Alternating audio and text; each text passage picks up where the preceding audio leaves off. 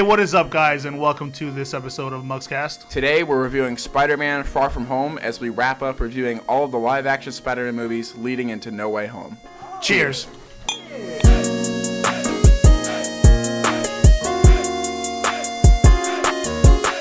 Spoiler-free thoughts, because this is the most recent one. Very recent. We're definitely not everybody's seen this. But, no, yeah. Yeah, this movie is so good. It's really so good. It's amazing. It's I mean, sorry, it's not the amazing It's Spider-Man. Far From Home, actually. Yeah, it's actually very far from home. This movie is absolutely spectacularly far from home.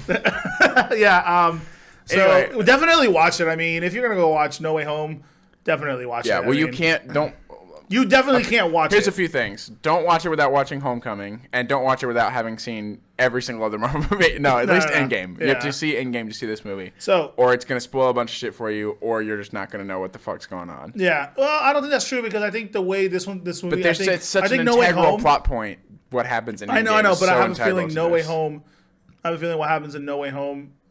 For the beginning, it's gonna be literally the end, the after credit scene. I know. Yeah, but like, what do you mean? Like, you still need to see Endgame to watch this movie. I mean, yeah, you should, but at the same time, nobody's. Oh, if you're talking about just watching it to just go to No watching Way it, Home, then yeah. I still don't think you should watch it that way, but hey, whatever. Yeah, I still think you're a fucking idiot if you do it. I'm just kidding. All right, so let's go ahead and. Well, I would say, yeah. What was I gonna say? Shit, I was gonna say something about this movie. This movie. What was I gonna say about this movie? All right. Thanks for watching, guys. Fuck. Well, this should be up on Thursday. So No Way Home is releasing tonight. Yeah. And we will have a video up in a couple Sunday. days. Yeah. Hopefully Sunday night or Monday morning ish. Monday evening. noon. It'll be Monday noon. So definitely look out for that. Subscribe and stay tuned for that because Yes. we're gonna dive straight into it. And we're gonna have an extra guest on here to talk about it as well. Yeah. So it's gonna be a lot going on. Yeah. All right, so let's do spoilers then. All right, so from here on out, spoilers. You've been warned. So how are they gonna do No Way Home since Spider-Man dies in this one? So, yeah. Completely gets shit on. Yeah, he's dead. He's fucking dead. So we start with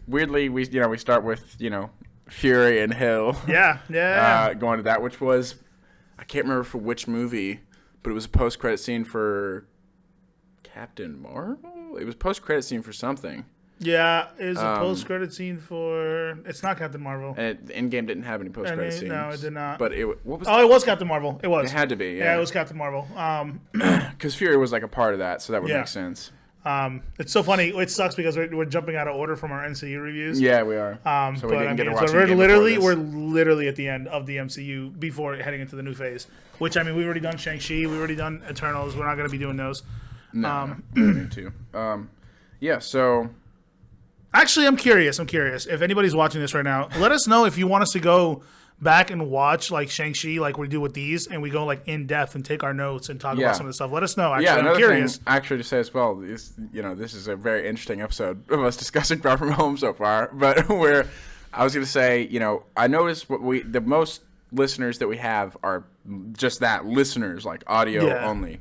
So if you're listening to this and you don't know, we have a YouTube channel. Yep. That's right. We're not dropping. We're not name dropping YouTube. We have TikTok. YouTube.com/Mugscast. But it's and then we have a TikTok. We have a Twitter. It's all at Mugscast on everything. Yeah, so if we got very lucky. If you've been listening and we have videos for all this. Some are like more heavily edited. There's videos that are on the channel that are not actual in just audio only form. So there's new content there that you may not have seen or heard. And just go check it out if you're interested in seeing what we look like or seeing these videos. Yeah. So, let us know because I'd be fine with doing that. I mean, they're all on Disney Plus now, or not the Eternals, but I'm sure it will be soon by the time we would get to that. So I'm down to do it if everybody wants to do it. It's going to take us some time to get back and fully finish up MCU at that point because the way stuff is happening right now. Also, give us some ideas. What else should we review?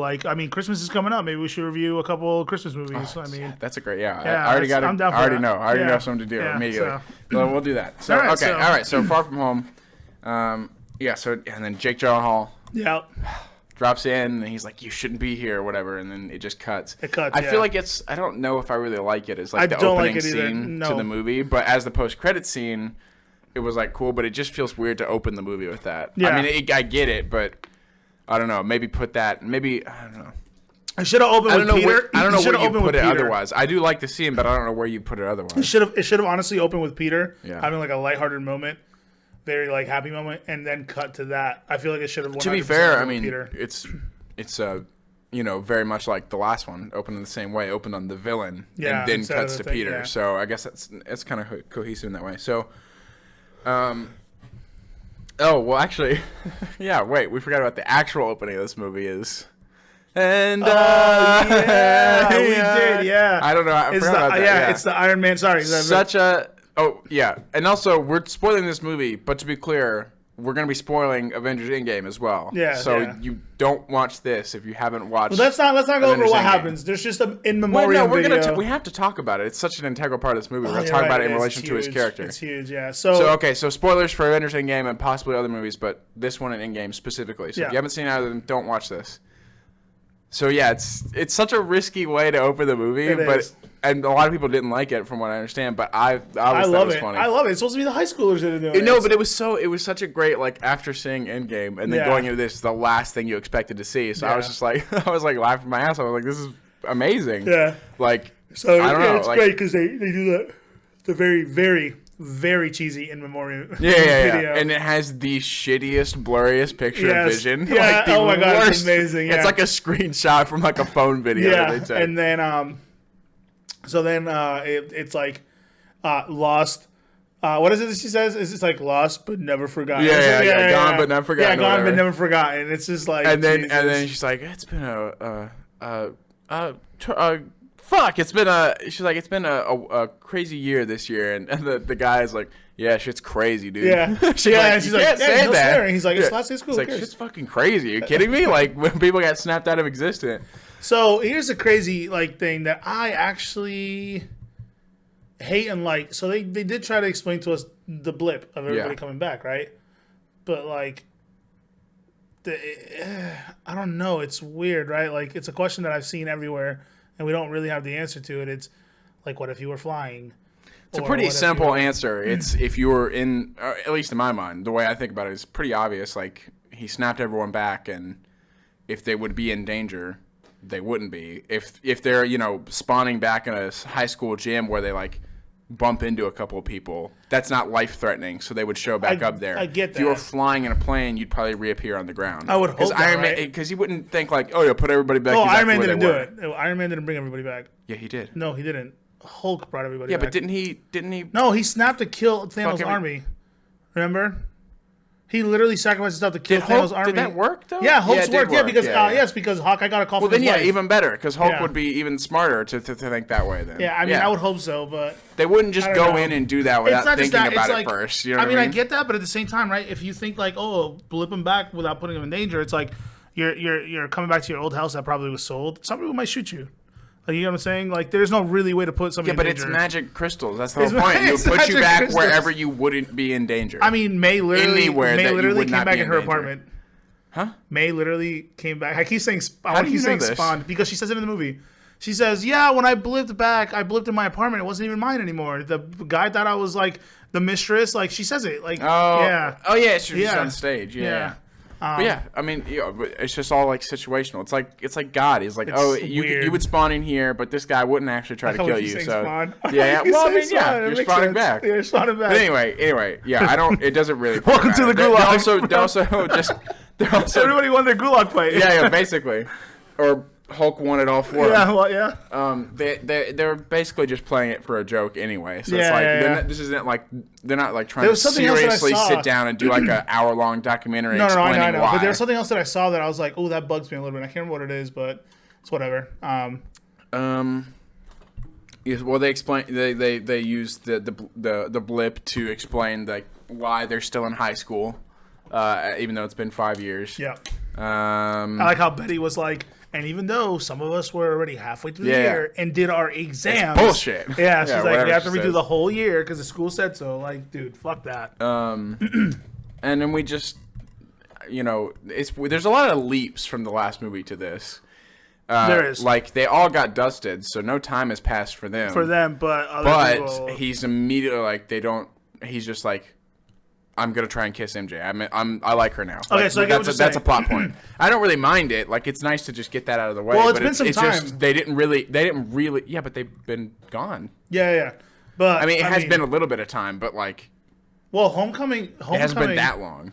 Homecoming came out 2017. So, leading up to Endgame came out when? 19 or early or 20. It might be. So you have to think. No, it can't have been. No, it might have been early 20, and then Far From Home was late. Yeah, 20. it was early 20. But that's just it. You have to think it's been that long since Homecoming and things. Yes, but they didn't exist. They were snapped. Yeah. So no, but I'm saying before the snap, before Endgame, you have to think that time from Homecoming leading up to Endgame, he was still Spider-Man. Because don't forget that they do still fall in the year of that time. Yeah. So he technically was Spider-Man for about a year and a half. There was a year and a half gap that we didn't get to see. Wait, no, because Homecoming takes place in 2016. Yeah. So then that's the question what I'm saying. is where does Avengers Endgame take place? We'd have to look at the timeline. No, it takes place in the year that it's supposed to. But Homecoming doesn't. They changed the timeline because of Homecoming, and this was like after Endgame because it fucked with everything. So I don't know what they changed it to. Yeah, but either way, there's still a gap whatever. between Homecoming and Endgame. But either way, if you watch these movies back to back, it's just like okay. Like and even if you have watched the entire MCU, there's no explanation for it. He just he's just into her now, and like I don't care. I'm just saying like they didn't. It's just a there's jump just a from gap the there last that we didn't movie. get to see. So it is kind of like it's not that it's forced, but it's kind of like okay, like. I mean, they set it up in the last movie, but he never expressed showed, that he was interested in her at all. Yeah. She seemed interested in him, but not the other way around. So he's in the Iron Spider suit, which again was like, not since we didn't watch Endgame before this one, was like a jarring thing. I was like, oh yeah, right, yeah, that's a thing. Yeah, it's funny. I thought it's funny that you say that because I thought the same thing. Right? It looks so different to me. I was like, what the fuck is this? And I was like, oh, yeah. I was like, this oh yeah, is that's so right. late. Yeah, I was like, the gap. You're right. The gap between these two is like immense. Yeah, a lot happens. Yeah, I don't know. He's on the stage, May's telling a story, and he's like, and here's Spider-Man. He's like, thank you, for May, for letting me, and then thank you guys for having me. Bye. And he just like steps back. So awkward. And he goes backstage, and Happy comes in with the check, and she's like, oh, Happy, you look different or whatever. And he's like, it's blip beard. I got a blip beard. It's my blip beard. The way he says it. Yeah, he just says it like 4 times in a row. And he's like, Nick Fury's calling you. He's like, I don't want to talk to Nick Fury. Well, you got to talk to Nick Fury. You don't I don't want to talk to him. He scares me or whatever. Yeah, he's like, why don't you want to talk to him? I'm like, because I'm terrified. No, talk to him. And you don't ghost Nick Fury. He just hangs up, and then he goes out to answer some questions, and everybody's like, so what's it like taking over for Tony Stark and being the next Iron Man? And it's like, is that something that the public knows that like? No, the public doesn't know that. No. Tony the pretty public much doesn't even endorses. know. Yeah, no, but not in any of the movies. No, it doesn't happen in the movies. He meant to do it in Homecoming, but it never happened. But you just have to like think that at some point in between the movies, they still have a friendship and they still have like a thing that's developed, and so he probably endorses him.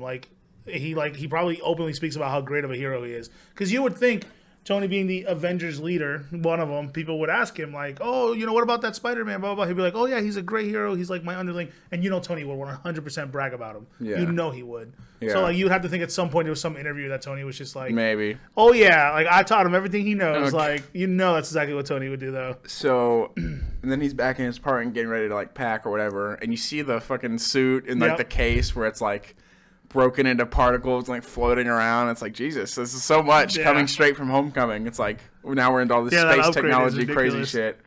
And then May comes in and throws a banana at him. So here's the thing, right? I'm very confused about this. None of this makes any sense. I feel like they didn't this wasn't meant to be this way. It was. Because they did Homecoming. Yes. And they fucked up on a few parts where he didn't have spider sense. Yeah, I said. And then this is course correction for that because everybody came out about it, and then Kevin Feige was like, no. That's what I was trying to tell you in Homecoming. We meant to do it. Spider sense, and you're like, oh well, he showed it. I was like, I don't think he was really showing. No. They showed it in Civil War, but he never used it in Homecoming. Yeah, that's what it is. That's the thing. Is like. They intended for him to have it, but what they did is they fucked up by accident and didn't put it in parts where he should have had it. Yeah. And then so as course correction, Kevin Feige came out and was like, no, we meant to do it. And then when they wrote this movie, they made it like a whole thing. So it's not. I guess it's not supposed to just be like a danger thing. It is supposed to be a sixth sense. Oh, okay. He just didn't have it. Whatever that means. Or, yeah, his I don't Peter know. Tingle. Yeah, Yeah, it just seems like they fucked it up. yeah, like, it which did. Is, They which did. Sucks. It was oversight on their. Or no, sorry, what is it? Yeah. It was an oversight. Yeah, They overlooked it. Yeah. Yeah. So he packed his case, and this is what you were talking about. I guess you said they showed it in the last They showed movie. it in Homecoming. Just yeah, like yeah. a slight second, but they really show Yeah. it here. It says BFP, like Yeah. Ben Franklin Parker, I think is what it is. Yeah, I yeah, think. yeah. So yeah, they get on the plane. So there's the new teacher guy. Yeah. Whose name I can't remember. I Funny, know his though. name is JB Smoove, the Yeah, actual yeah. guy, and he he's like.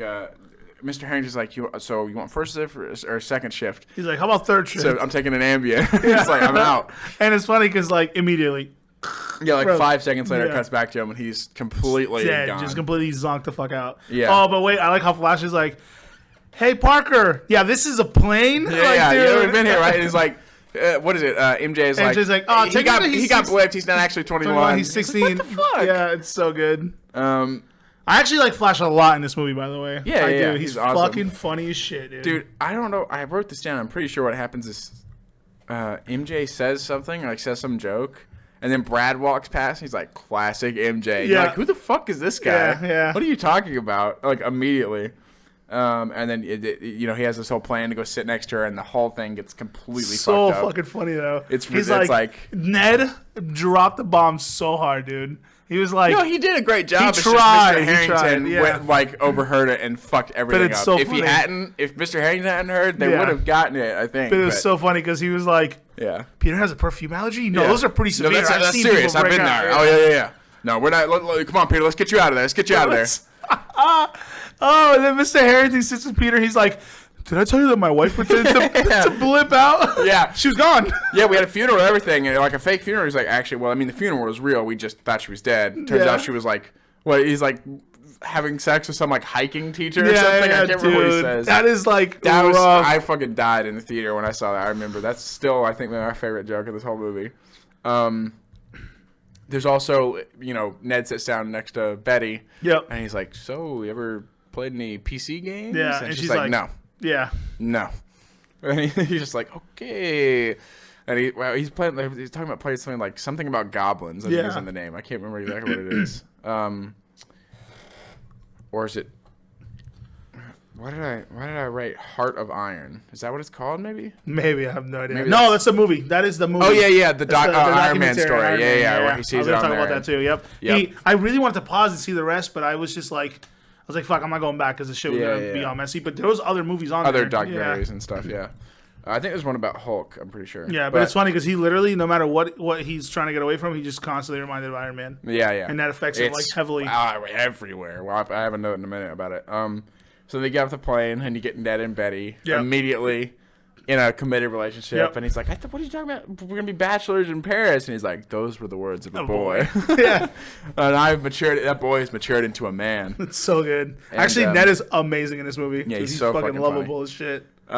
So and then he, May packed his suit for him, and they find it in security. Well, they don't find it. Apparently, they find a banana supposedly, and not the suit that has like. No, but, they saw it. You assume then they saw it, but I'm saying like what they detected in the thing was the banana, or else they would have been like, "Hey, what's this massive foreign object that has limitless start technology in it?" Yeah. But he probably designed it to not be detectable. I'm Yeah, sure. of course. But all for So a they just thought it gag. was But they some were just cosplay like, thing. what a fan. Yeah. Yeah, and then I wrote right there, Iron Man is everywhere. They walk out of the airport, and there's a huge electronic billboard with him on it. Yep. And they go to this dog shit hotel. Yeah. Just the Jesus. worst thing ever. What is it he said? It's like half they enter. flooded. He's like, Yeah. is the building sinking? Yeah. yeah. And then we just get a montage of them going around, and Yep. for some fucking reason, I don't know why, Flash is standing there streaming, and someone just runs up and punches him in the dick. Yeah. I was like, why? And Yeah. so, what the fuck? Who was that? I think that was supposed to represent stream snipers. I'm pretty Maybe, sure that's yeah. exactly what it was supposed to represent. They saw his stream, and You they're think like, he oh, was it's called actually Hit 'em. that famous, though? You think people were actually watching him? Maybe people were watching him. So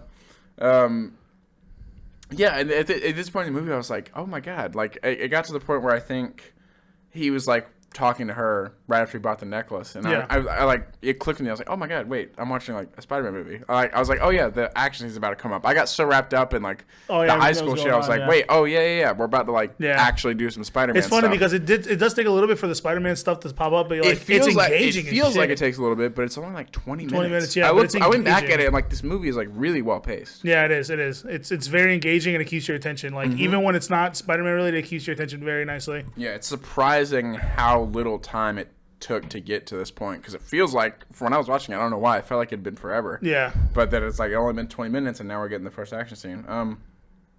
So, on rewatch, when everything starts to happen, you're immediately like, oh, drones. It's all a bunch of drones going through the water. Yeah. You don't realize at all. Like but in retrospect, it seems so obvious. It's like 5 little separate things swimming through the water. And becoming one, Yeah. I'm not quite sure. They don't show it like close enough, but he does like this, and his web shoes pop out. So he does like this. Is he wearing a watch? He does a jutsu. No, I'm just kidding.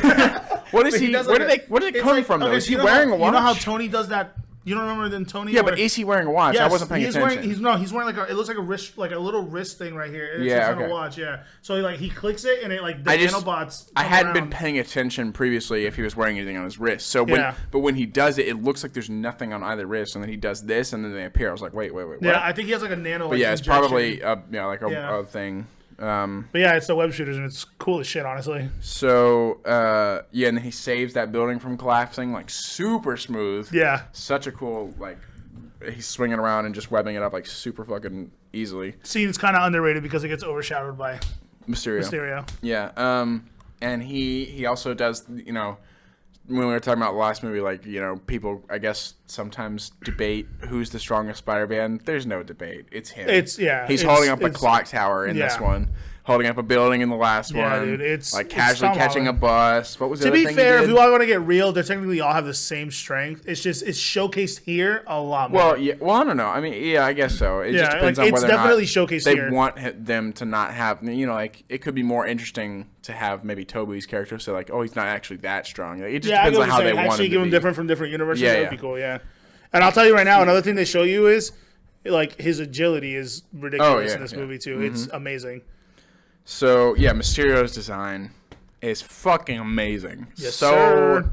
Yes, good. They nailed it. It's good. That's the funny thing about these two movies is they're the two most consistent Spider-Man movies, and they give us the two best villains. Yes. And the two like when I said last time, definitive. Like this is definitive Mysterio and definitive like live action. I'm really upset because I really, really wanted Mysterio and I guess we're gonna get a glimpse of it in No Way Home, but I really want to see a movie that was gonna be more focused on Doc Ock. Like, dude, like given tech that's not from like, because he's Doc Ock from thing. I wanted a Doc Ock from our like MCU him being universe. the villain. Yeah, because I wanted to see how they would have grounded that into reality, but still made it. It wouldn't have been. MCU is strongly grounded in reality. It would be very easy for them to do. With, it would. That's what I'm saying. But it would have been cool looking, and I would have loved to see a new outfit inspired strictly by MCU. Because I mean, dude, Mysterio, Vulture. Oh, nice. Yeah, I mean, so like, Mysterio looks amazing. It's gonna be almost impossible to redo Mysterio from here on out. For sure. You're not topping Jake Gyllenhaal. Good fucking job on them taking something extremely goofy. I'm talking about that helmet. Yeah. Because they don't show it a lot, but they give you enough preview to where you're like, oh, cool, but then they take it off and it's just his face. It's just enough to be like, hey, he still has his helmet, but at the same time, he doesn't. And it's great. But it makes perfect sense because the whole point is him, like playing to this like, superhero stereotype in like an outrageous costume, and like everybody is like, it's great. Like you said, everybody's buying this shit nowadays. Yeah. Like it's exactly the sort of shit that people want to see. He literally says, you can be the smartest guy in the room and nobody will bat an eye, but wear a cape and it's amazing. It's good. It's true. It's so like faithful to the comics, but still being new. Yeah, new. It's fucking amazing. It's really good. And then we get Hydro Man, which is so funny. Okay, so I guess let's talk about it now because like I think I'd watched like half of a trailer before this movie came out or something, and I had seen Mysterio, and in all the trailers they portrayed him as a hero. Yes, and I was like, okay, wow, that's different. That's a different take. And so honestly, I knew he was going to be villainous, but what I thought was going to happen is he was going to become a villain at the end, at the post-credit scene. Or something was going to, happen to him to make him turn bad. Yeah. Or I something. honestly thought he was going to be fighting alongside. But I was also like, okay, I was like watching this movie. I was like, okay, I guess they're just committing to this. Like, this is interesting. And then you know, they talk about like multiversal shit. And I'm like, because there was theories about that before the movie came out. And I was like, oh my God, they're doing this shit. Yeah. So I was so wrapped up in that I didn't even cross my mind. Yeah, it's so crazy. when that the first the time scene I watched happens later, I was actually like, holy shit. Yeah, same. I was like, holy shit. So like, anyway, that's cool. So from this, I was like, oh my God, Hydro Man. This is like so cool. They're doing like these shitty like, you know, like old characters, like but doing B, it C in villains, an interesting like B way. and C villains, yeah, very B and C villains. And yeah, anyway, you know, Mysterio stops him and flies away. Spider-Man helps him a little bit. Don't mind my yawning, dude. Like, work was killer today. Yeah. And then he goes back and Peter shows up and Spider-Man's like, Flash is gushing about Spider-Man, which I love. That's funny. Like a thing. They never did that in the Tobey movies, but they did it. They did it in Amazing Spider-Man. Amazing Spider-Man. Yeah. He was a huge fan. He's like wearing a shirt and everything. He's like, guy's fucking cool. He gets ladies or whatever. And they're doing it here too. They didn't do it in Tobey's movies, but I always like that. But even better, he's like gushing over him. And then Peter's up. He's like, "Hey, what's up, Dick Wad?" What's up, Dick Wad? So good. And he's like, "Thought you died." And then they explain like Mysterio's name is like it's a word. Italian. It's Italian word for mysterious. Mysterious man or whatever. Yep. And that's where his name. I love the way he gets his name. Yeah, honestly, it's very good. It's very super casual. Don't spend a lot of time on it. Yep. It makes perfect sense. And he, you know, they go back to his room, and Ned gets fucking folded like a lawn chair, like just immediate. And Fury's sitting there. So I do have a problem with this scene though, which I'm sure you probably noticed the same thing as me. It's like when, you know, people keep coming up, but specifically Harrington walks up and Fury's mid-sentence and he's right here and Harrington's right here. It's like, how did you not hear him when he walked up? Yep. That makes no fucking sense. Yep. But, you know, maybe he's deaf. I don't know. I mean, he wears a hearing aid. To be fair, he is dumb. He is dumb. But yeah. He's like, was that you? You sound a lot like Samuel L. Jackson right now or something. So... yeah, he's like, hey, we need you to do some shit. Yeah, and it's funny because, everybody keeps knocking on the door. And then Nick Fury gets mad. He's like, if another person knocks on that damn door... we're going to be holding another funeral. It's so good. It's so good. I love it. So, he goes and meets with them, with Fury and Fury's like, Quentin Beck, as they say his name Fury's like, now. you can take off your mask. He's like, everybody knows you're here. There's no use in you breathing through spandex. And I was like, funny how they... completely, you know, made up a lie about this multiverse shit here. Like Quentin and his team were just like, this is a crazy fucking bullshit story, but they'll believe it. And now it's actually gonna happen in the new movie. Yeah, that's the best part. I don't know if that's a coincidence or not. So something happens, or Peter's like, I can't do this. I'm not ready for this. And he's like, bitch, please, you've been to space. Like that's bullshit. You are totally ready for this.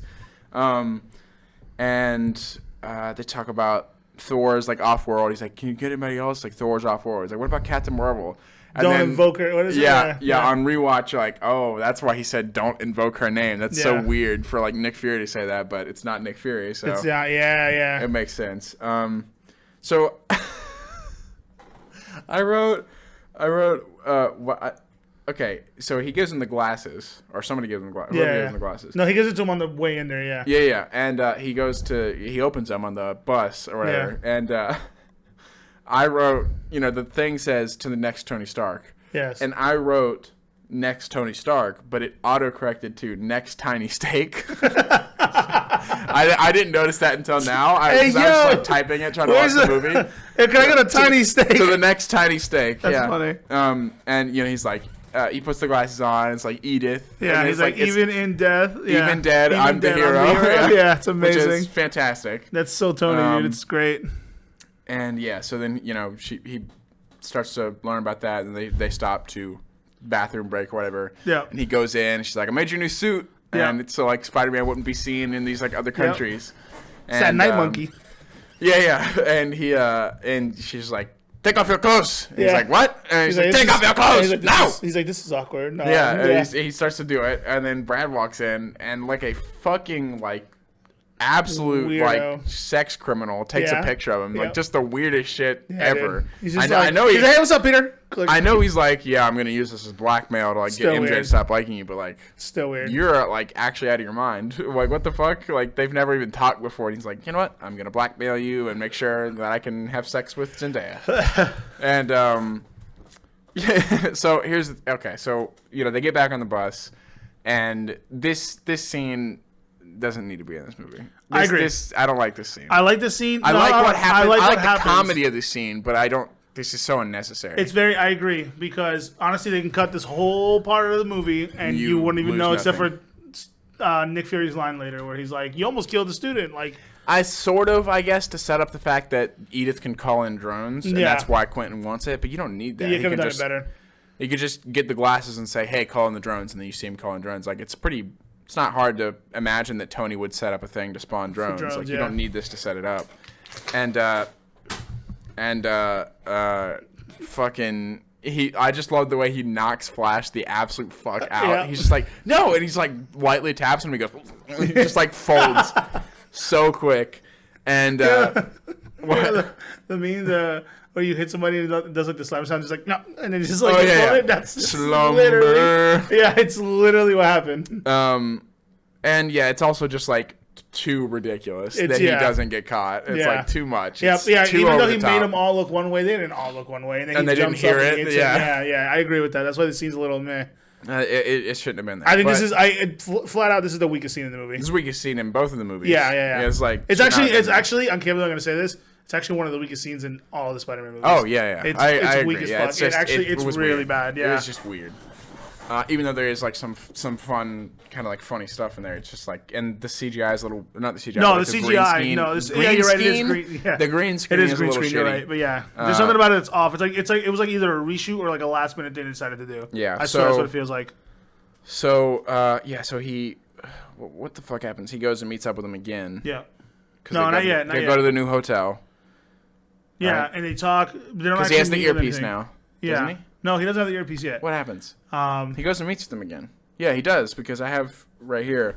I love how much that like Beck plays to Peter, because they're in the room like with the fireplace or whatever. Oh yeah, you're right. Yeah. And they're talking about what they're gonna do, and I just love like he's buttering him up like so much, but it also makes you want to like him so much because he's so nice. In part, he's not just buttering him up. He legitimately likes Peter. He does like him, but it is like he's trying to set up for him to like him so much that he would give him the glasses. No, that's actually not. See, that's what I was going to go over, right? That's what everybody. I remember this being one of the complaints that a lot of people were like, "This is why this movie sucks," because he had to butter him up to get the glasses. I don't think this was the plan. I think the plan was just him to earn everybody's trust to eventually just either A, steal the glasses, or B, like have the chance to have them, but not actually have them from Peter himself. Like I just think he was trying to get them from Peter himself. Yeah, no one else can transfer. But that's control. what I'm saying. Like he does have to get Peter to do it. But that was the whole plan. That's as soon as he gets the glasses, he goes, "That wasn't so hard." That was like the whole thing. That was the whole you're right. plan. It does have to be. He talks about the girl who found out about the glasses, and that was like the genesis of their whole plan. Yeah. Like, you're right. Like the fact that she found out they were being given to Peter.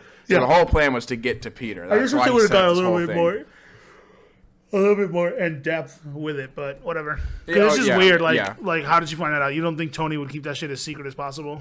You know what I mean? I mean, I'm wondering if that woman still worked. For him. Yeah. And there's something. To be fair, they probably have like a secret group of They have a secret group of like Tony Stark haters anonymous, bro. Yeah, and all sit around talking about how he fucking screwed them all after they get off work. Yeah. So you want to love him so much because of how nice he is. Like the shit that he says or whatever. Like, Peter says something. He's like, me and Beck or me and Quentin will go up and do this. And he's like, my name's Mysterio. And he like gives him a little wink or whatever. You're like, ah! Yeah. Like he's so I wish he was actually a normal person because he's so nice. But that's the whole point. But the thing is, like, when he's playing to you as well. But let's be honest though. Once he does do that 180 flip, dude, it's still amazingly likable. I love Jake Gyllenhaal, by the way, as a villain. I fucking love it.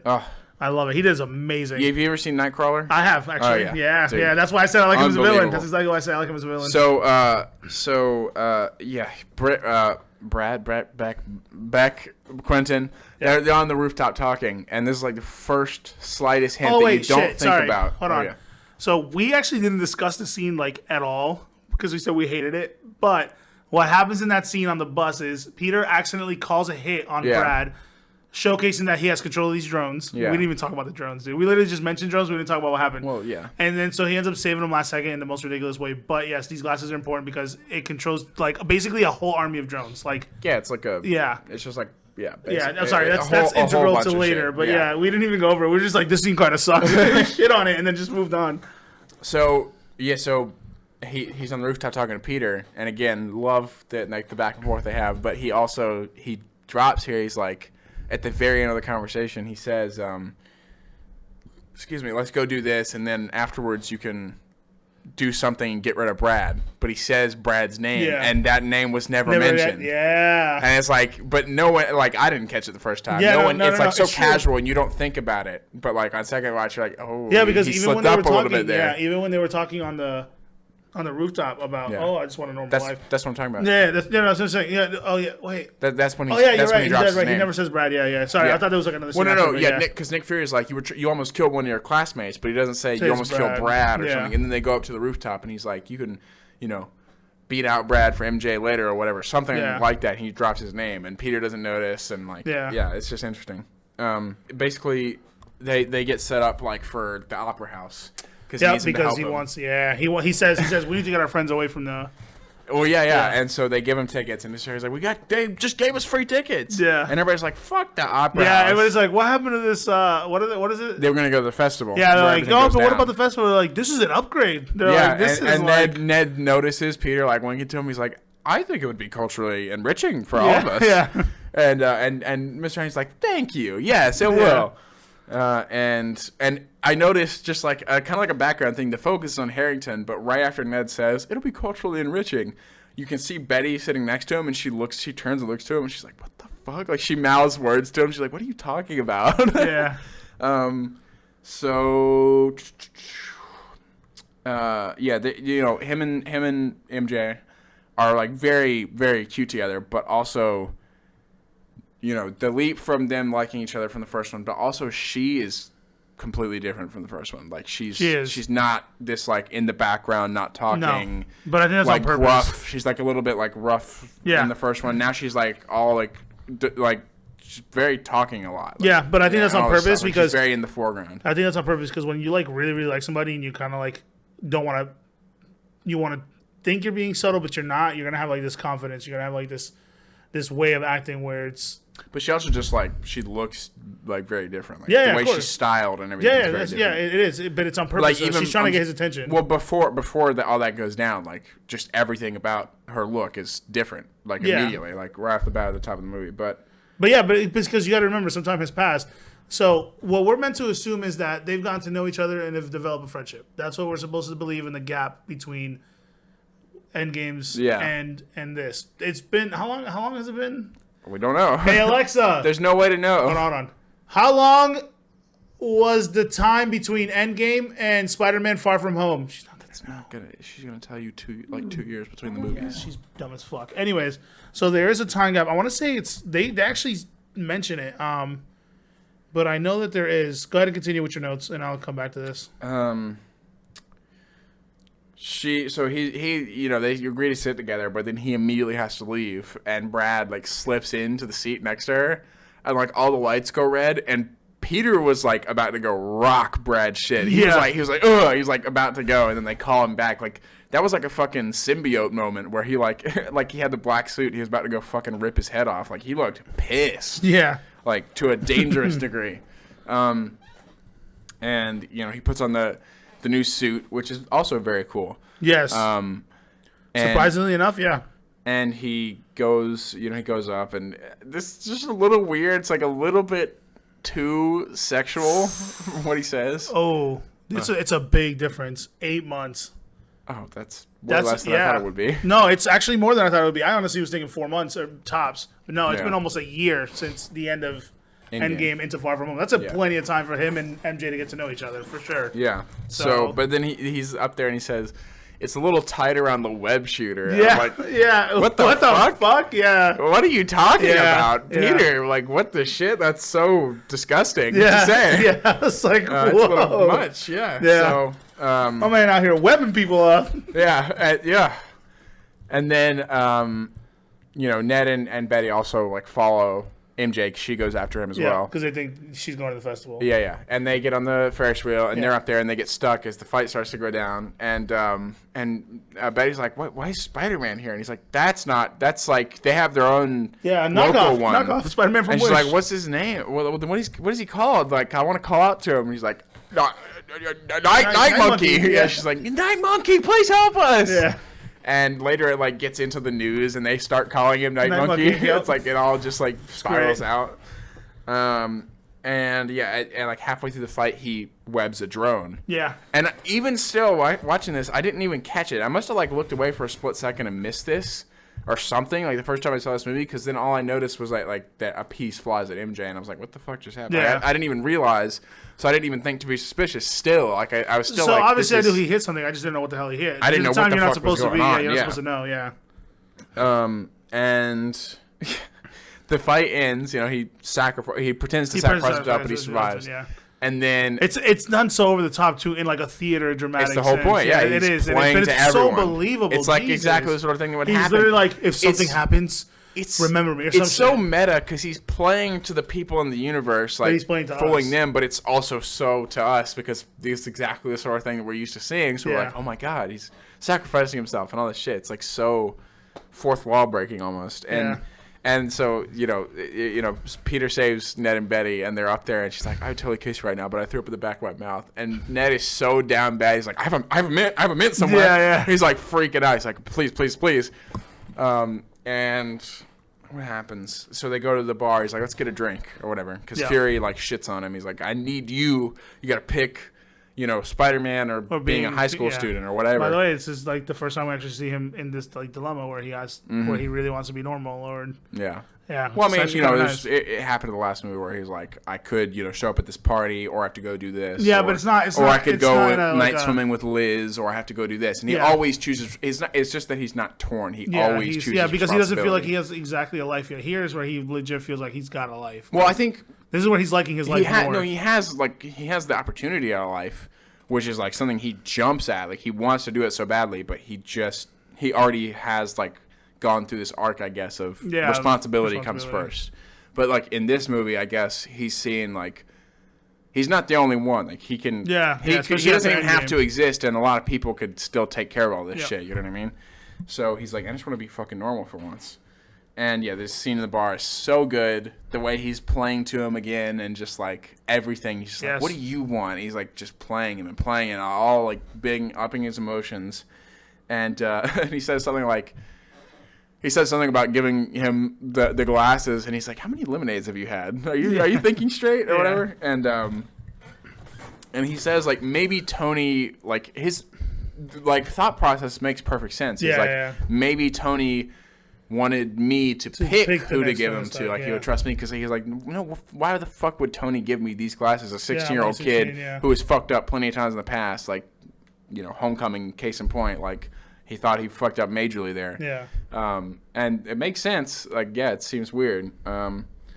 So, and then also, again, it sucks because he is a villain, but like the way he says at the very end, he's like, I'm going to go off and go try and get MJ. He's like, I'll give you a 50-50 chance. You're pretty awkward. Yeah. It's like, it's adorable. And then I didn't even remember it being this way, but the second that door closes, everything starts disappearing. Like I thought it was like a little like moment where it pans around, but no, it's immediately everything just fades out. Yeah. And you just see the last, like some of the people were fake, and all the bottles, just like this abandoned bar. Yeah, dude. And he's like, that wasn't so hard. And you're like, what the fuck? And everybody starts cheering, and it was like I was mind blown when I saw it. Yeah, me too. I was like, whoa, this is so cool. Yeah. Because even if you were expecting him to be a villain, you didn't know when it was going to happen, and you weren't expecting what the fuck, a bunch of drones and like it was still such a great twist. So while we're here, how do you feel about them tying it into Iron Man 3 with the barf? You mean Civil War? So what did I say? Iron Man 3? Iron Man 3, sorry. yeah. Sorry. Civil War. How do you feel about them tying it into that? I mean, I think it's cool that they already had that technology shown previously, and so it makes sense. Yeah. But it just seems a little weird that I think it's just that he's twisting his perspective is twisted, But like, it just seems weird that Tony would take this clearly multi-billion-dollar idea and just say, fuck it. You know what I mean? Like, I don't think that makes really sense. So if that is actually what happened, and it's not just him being crazy, then that's weird. And it's the same way in the last one. Tony did scrap it. He does say in Civil War, he's like, oh, a little therapy project. He's like, no, not worth it. Like, he does scrap it. Yeah, but that's so weird. It's like, it makes him out to be such like a shitty person. Same in Homecoming, where you're like, why didn't he fucking pay these people off? Instead, he just like gets rid of all their jobs. Yeah, it's just like really weird. These movies make him out to be such a villain, and not in a way that like the villains see him as a villain, but not actually. It's more like, oh, he actually did some fucked up things. Yeah, but we're already past the point in the MCU where we know Tony's a good guy now. Yeah. He's not doing shitty stuff like that anymore. So it's so weird. Well, to be fair, like that was during Civil War, and Tony was still slightly douchey. It took him really long. Iron Man 3 put all that shit to bed. Well, not done. In Civil War. Like, what happened with Civil War, it didn't put that to bed. Like, he still would be arrogant in some senses. Like, he wouldn't stop to think about it being like, oh, this could be useful for other people. Civil War, his whole reason for doing everything in that movie is because he cares, he has compassion and cares now about other people. And he's so obsessed with the fact that he killed this kid. Yeah. So it's like, he should be caring about these fucking people that he's fucking over, supposedly. It just, that's just it. He didn't fuck all of them over. He didn't fuck all of them over. He only fucked over Jake Gyllenhaal's character. No, he fucked over Vulture. That's the way they portray it in the movie. Is that Vulture. Because he hires damage control and he doesn't pay them off. He just says, fuck you guys, go. So apparently the way that's supposed to be done is, apparently, because I actually looked it up. So he's not actually the boss. And apparently that actually got lost in translation. He just funds them. Yeah, that's what we talked about that. Where but I actually looked it up, and it was actually confirmed. It was confirmed. But it's just like the way they portray it in both of the movies is bad. That he's a horrible like bad guy. I don't know how to feel about it. I'm not sure, but I do like the tie back into that. It's very cool to see that, and they play the scene like from different perspectives, and they brought back the dude that Obadiah yells at in 2008. I was like, what the fuck? Same guy, and yeah, it's great. The only problem is this is like, you need this scene, but it is the biggest exposition dump of like all time. That kind of sucks, but like Jake Gyllenhaal, like if you have Jake Gyllenhaal delivering it, it's like, I don't care. He does a really it's good fine. job of it. I'll watch him do that all day long. He does good. He does great. I love it. So Peter goes back to the hotel, and let me just say, he looks fucking great in that shirt, though. Like just the white dress shirt. Remember how we talked about how good, in Loki, how he looked? Yeah. Tom Holland is up there. He is up there. Just in the white shirt alone, he's fucking wearing the hell out of that thing. I'm telling you. And that's why suave and I haven't sexy. Watched the trailer for Uncharted, but I'm sure he's going to be in a suit at some point. You haven't watched his trailer for Uncharted at all? No, of course not. Why would I watch it? Because it doesn't really... Do you know who I am? Yeah, I know who you are, but it doesn't really give anything away. You should watch it. I'm not going to watch the trailer.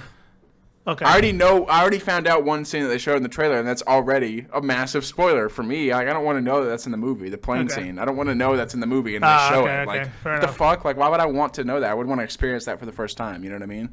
I would want to just be like, oh my god, they're doing the plane scene instead of seeing it in the trailer ahead of time. But anyway, so, Mysterio and Night Monkey are on the news, and they're calling them both Mysterio and Night Monkey. It's like Mysterio and Night Monkey fight or whatever.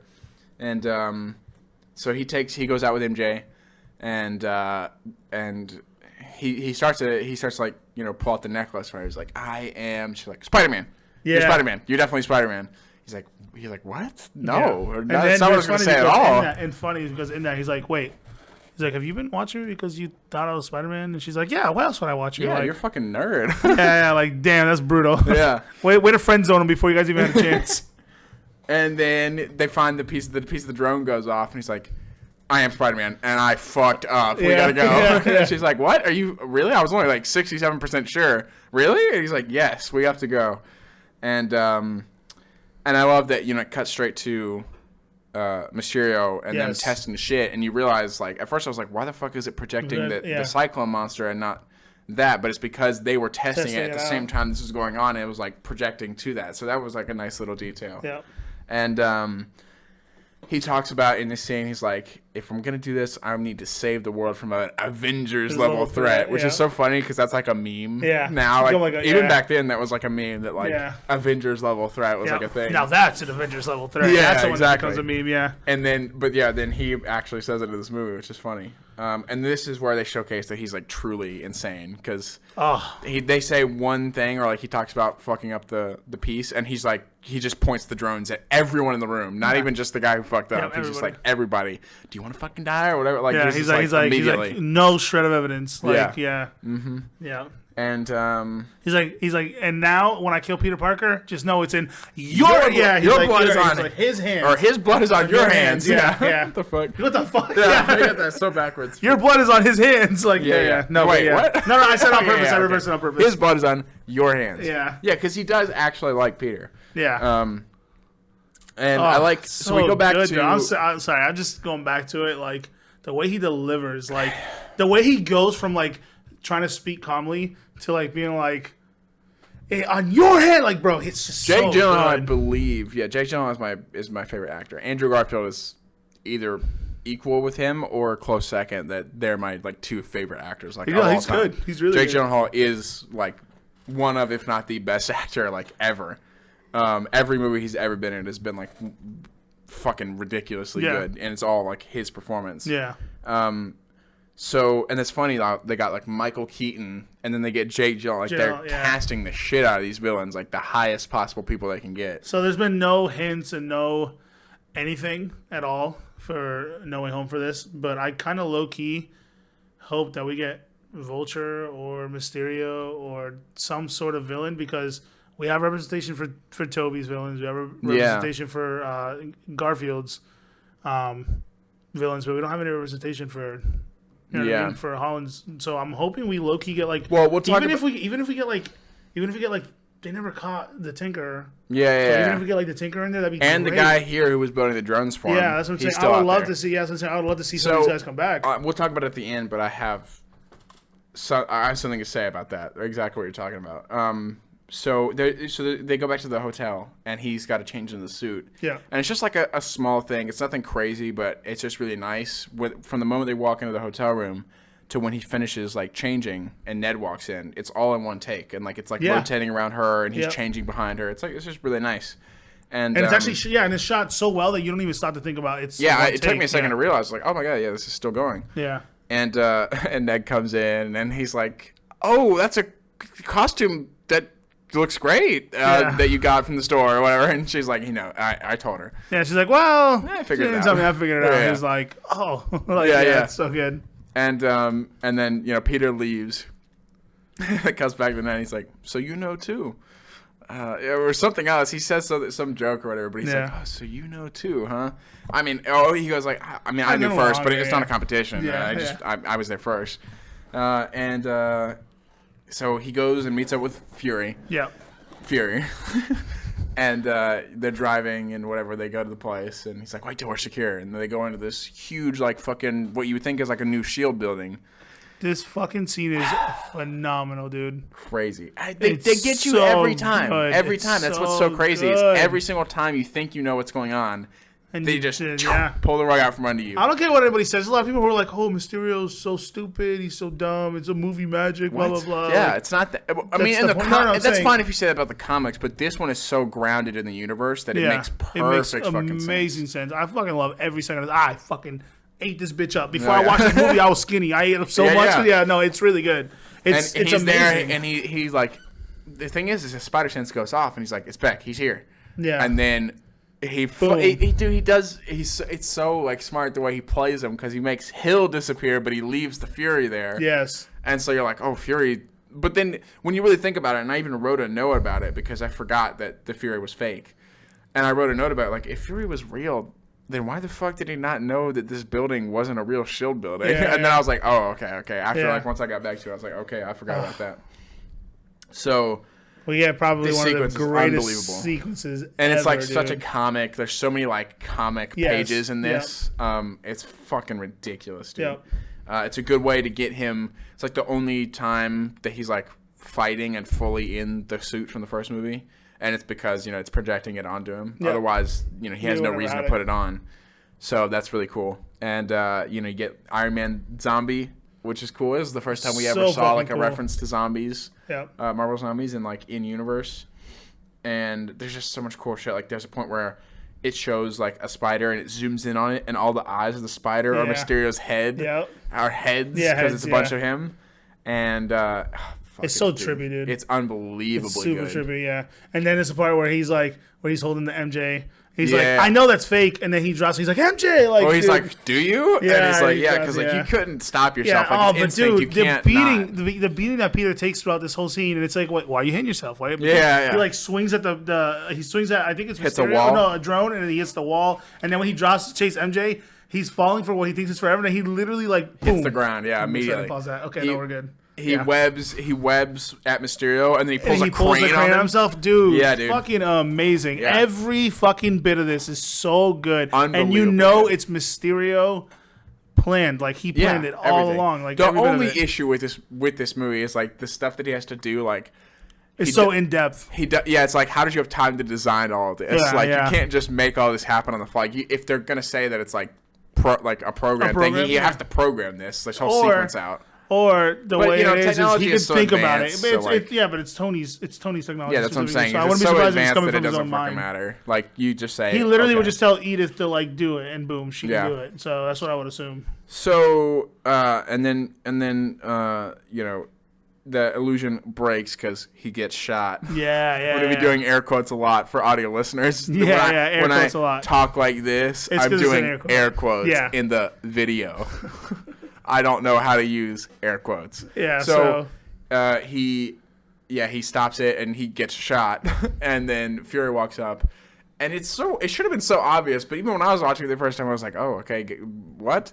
But then he immediately, the first thing he says is like, who'd you tell? Who'd you tell? But because it's Samuel L. Jackson, it's like, it's something he would say. He'd be like, who'd you tell, motherfucker? And he's like, MJ and Ned. And then immediately he shuts it down. And he's like, wow. He's like, gullible as fuck. Yeah, he's like, gullible as always. And then he backs him up, and then his illusion goes off for like a second. Like, it's too late though. Like, you can tell he's like so stressed out. Yeah, and then boom, and then the train hits him. Durability, amazing. By the way. That's a bullet train. It's kind of train. stupid on Mysterio's part to think that would kill him though. Yeah, no, for sure. If you really studied Spider-Man, you'd know like that wasn't gonna kill him. Dude, he literally got like beat the fuck in Endgame.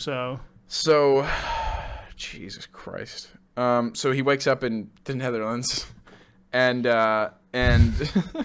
he's in the prison, and he like when he walks out, the dude's on the phone wearing the mask. He's like, oh yeah, night monkey. Yeah. It's so fucking funny. And this field that he walks out into after he calls Happy is like so unnecessarily beautiful. Like, why is it so gorgeous? Apparently, the Netherlands is supposed to be gorgeous for real. Like is that a real place though? Because I want to be there. I want to be there right apparently now. Is. Yeah. Apparently, it's that beautiful. That's fucking ridiculous. Yeah, but I actually like the part where apparently the people in the Netherlands are the Canadians of like the UK or whatever. Yeah, how much? I want to because he opens the cell and the guy's like, oh, I'll get that. He just closes it back. Yeah. I wonder like how much it has to be like under the table. The Netherlands paid Marvel like, can you make us look really good? Yeah, it has to be because it's funny as fuck though. But it's so good. It plays so well. Yeah, it's funny. And even better and fucking mind-blowingly good is Peter is still so unsure of what's real and what's fake when Happy shows up. Of course he would be. He's like, tell me you're real, and he's like, tell me something only you would know. It's so good, dude. Yeah, and then he says, you remember when we were in Germany in the hotel and you ordered something and I could tell by the charge that it was an adult film, but you wouldn't tell me? And he's like, oh, okay, that's enough. Too much information. It's so good. It's definitely you. And, so he gets on the jet with Happy. And, and then they have this, like, heartfelt conversation where Peter's freaking the fuck out. Yep. And then Happy's like, you're not the next Iron Man. No one's going to be Tony. Yeah. He's like, Tony was my best friend, and, like, even he couldn't live up to himself, like, ever.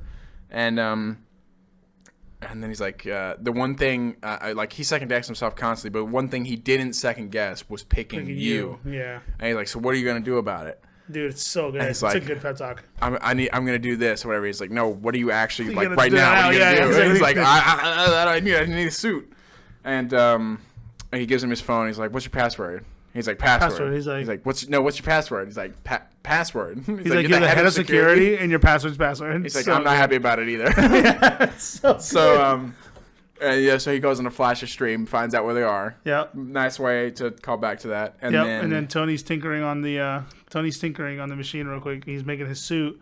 Tony. Did I say Tony? Sorry, Peter. And fucking Happy gets a really nice heartwarming moment because he's like, wow, like this reminds me so much of Tony. Yeah. Like it's so good. And then he puts on Back in Black by AC/DC. Yeah. And then it's like, I love Led Zeppelin. It's so good, dude. It's so good. So people, this is like the biggest thing that people complain about is that they feel like he's making him out to be Iron Man again. Yeah, really, it's just like a fucking like it's just fan service, but it's also like a huge callback, and it's so nice. It's just showing you that the reason Tony likes Peter is not because he's Spider-Man, it's because he's fucking smart. It's boy genius. Yes, like, exactly. He's young, but they're not the same character. They're not trying to make him the new Iron Man. They're just. There's the reason they connected. It's because they're both fucking super geniuses, basically. And even fucking cooler is he's sitting there talking and he's like, no, take this out. And he's like, put this in. And give me full manual control. Yeah, He's like, take out. He's like, take my taser voltage webs on the taser webs. Give me manual control. Add this. Add that. Good, dude. It's so cool. It's like, and the thing is, they're not bullshit. He's not just making this up. In the first Homecoming, like he had taser webs. He had yeah. He uses the web grenades at one point too. I don't know if you noticed that. Like on the drones later. Yeah, it's so good. Like we come back for a quick second, and Brad's talking to the class, and he's like, what the fuck is going on with Peter? And MJ's just like, she says something about how he took a picture in the bathroom, I think, whatever. And she's like, you're fucking weird. And everybody's like, yeah, you're fucking weird. Yeah. And they just completely ignore him. The teacher comes up to him, he's like, hey, man, I'm going to be the cool teacher. Yeah. He's like, don't do that shit. Yeah. That's weird. Not in the urinal or in the stalls. Yeah. Like, as if you have to specify. Yeah, it's so good. So it's an invasion of privacy. It's so good. So we cut to back to Mysterio on this the connecting bridge or whatever, and he says they set everything up, and he's like, okay, good, no Avengers coming, we're in the clear. Yeah. But what is that? What why would Avengers not be coming? That's the thing. Like I'm glad that they were they made a point to say no Avengers are coming, but why wouldn't they be coming? So I'm confused as to what they did to because it seems like he was like, oh good, our plan's working. The Avengers don't know about this, but it's all over the news. Fury knows about it, so why would Fury not call in somebody? Because that's not the real Fury. Well, I know, but I'm saying he wouldn't have their contact information. He really wouldn't. But I'm saying if Mysterio is planning this, he thinks it's the real Fury. So wouldn't he be like, well, Fury is probably going to call someone who can actually handle this type of shit? Yeah, but he asked Fury. He asked Fury if anybody was coming, and that's how he knows that nobody was coming. Yeah, but it just I know, weird, but he asked Fury, and Fury says no. It's just. But what if he said yes? Like, what's your plan then? Yeah, it's true. What is your plan? It's Thor's off world, but and Captain Marvel's gone. She's gone. She's also off. Yeah, but you got Falcon. You got other people. Falcon that can at the time up. wasn't. Falcon at the time was not. He was also in resting. He wasn't an Avenger. In resting. Yeah, he's not a bear. He wasn't hibernating. Shut up. No, but he was just chilling. He was like, I believe what Falcon was doing. I believe Falcon takes somewhat part in what's going on with Far From Home, but a little bit after. It's towards the end of Far From Home, but a little bit after, because they're filling the gaps in between what's going on with everybody. So he wouldn't have been able to help anyways. He has his own shit going on. I'm pretty sure a lot of the characters have their own shit going on. Yeah, I know. But Thor was off world, and don't forget, Widow's dead. Hawkeye's with his family. He's retired. He's not a hero anymore. Captain America, technically old and dead. You know what I'm saying? Bucky wouldn't help. He's going through therapy and all this shit. Everybody's scattered. I mean, Black Panther. Yeah, but they can't do that. They can't do that. Yeah.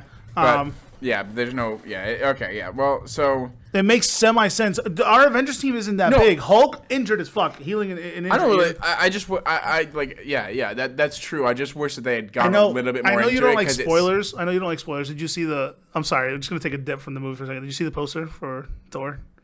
No. I saw a picture of him. You didn't see a poster for the new Thor movie? No, you don't want to see it? No, I don't. Of course not. Because you're literally telling me as you say it, it's a spoiler, or else you wouldn't have. No, it's not a spoiler. It's if you know anything of what's going on in the movie. I don't. Know. Okay. I mean, aside from I know Lady Thor or whatever. That's it. That's literally all the shows. That's all the poster. It's him and her. That's it. Okay. Well, you should see it, dude. I don't want to see it. You got at least to look at his new outfit. His new. Yeah, that's the thing. I'd rather not. I'd rather not if I can avoid it. Oh, it looks so good. So okay, so and Jane exactly from the comics. Oh yeah. That's all I'm gonna say. She's exactly from the comics. Good job on that. I mean, they've been really, really good about that. Yeah, especially lately. I feel like I mean, as long as you already know about Lady Thor. And that's literally all the poster shows. It's so cool. So, what is? He says I think he's talking to Happy. I think when he says he's like, so I have like a sixth sense. Like he starts to explain it. And then Happy goes, "Oh, your Peter tingle." He's like, yeah. Yes. But he does refer to it as like a sixth sense, not just like I can sense danger. It's like, but I don't know. It's just so weird. Well, he says sixth sense, but a sixth sense can be anything. I could have a sixth sense to people's bullshit. Like a sixth sense. But I do think it's only to danger.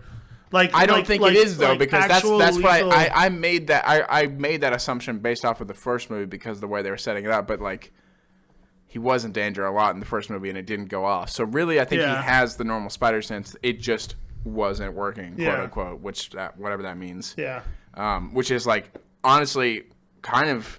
Now that I think about it, almost kind of as bad as Spider-Man 2, where they're like, "Oh, he's losing his powers." Yeah, it's like, but it's in that vein. I don't think he's losing his powers. Like he wasn't Spider-Man for that long. This is the same thing you tried to say about Spider-Man 2. Is like it's all in his head. No, this isn't all in his head. It is. That's the way they make it out in this movie. He's stressed, and so he's not there. He's not all there. I think he hasn't learned all his abilities yet. Like I don't think we have a full power. There is no. He's not playing a video game and leveling up. He has everything innate in him. He got bit by a spider. For all he knows is he could have had the ability the whole time and not know he had it. Like that's impossible. Like an Endgame where his hair, like where he lifts up his fucking hair, like, and then he's like, "Oh, like something's going on the bridge." And I'm saying, like, I don't think he realizes that's a power he has. I think it's just him getting like a bad feeling. But I don't think, and I think in this he starts to realize, "Oh, I got powers." Like I think that's how they tried to play it off. I'm not saying that's how it actually panned out. I'm saying I think that's how they tried to play it out. That's what I'm saying though. Is it's the same? It's the same thing. It's like so I don't know. They didn't go into depth, but it's not. I know because he doesn't lose his power. He just never realizes he has it. That's literally impossible. I mean, it's not. It's literally impossible. I don't think for him to not notice that he has. Well, guess what? We're never gonna know. We're never gonna know because we didn't get an origin on his movie. body and lets him know what direction danger is coming from. Did you hear me though? You know he was a normal person before he got bit by a spider, so you would know he didn't have that. We're never gonna know because we didn't get an origin movie. You know, at least with Garfield, we got to see where he woke up and he was like, "Oh my god, there's a spider." Yeah. And then with Toby, like it seemed like time was slowing down. We're never gonna know any of that because we didn't. Unless we were robbed. A prequel movie, like I'm hoping.